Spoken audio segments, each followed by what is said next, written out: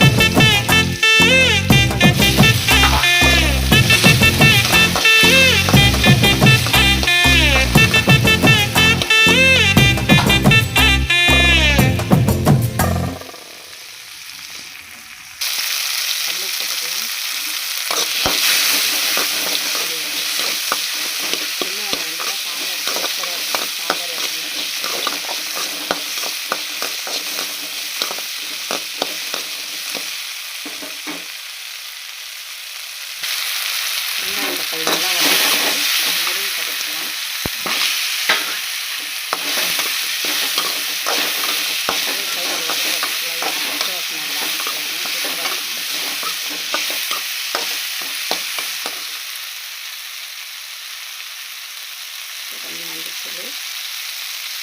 மிளகாத்தூள், கொஞ்சம் வீட்டு மிளகாத்தூள் குழம்பு தான் போடுறோம்.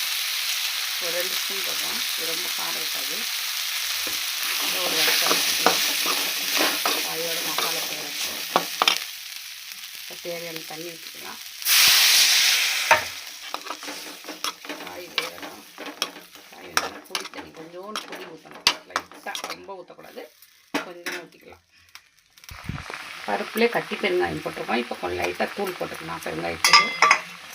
இப்போ கொஞ்சம் புளி ஊற்றிக்கலாம். பெருங்காயம் ஊற்றிக்கலாம். ஒரு சொலை மட்டும் புளி ஊற்றினா போதும். இந்த காய்க்கு ரொம்ப புளி தேவை. ஆனால் குழம்பு நல்லாயிருக்கும், அதனால புளி ஊற்றி தான் ஆகணும். லைட்டாக ரொம்ப ஊற்ற சாம்பாருக்கு. மூடி போட்டுக்கலாம். காய் வேகட்டும். குழம்பு நல்லா கொதிச்சிருக்கு. காய் அரை வெக்காடு வந்துருச்சு. காய் மிளகாய் இந்த மசாலாம் சேர்ந்து வாசனையாக கிளம்பு.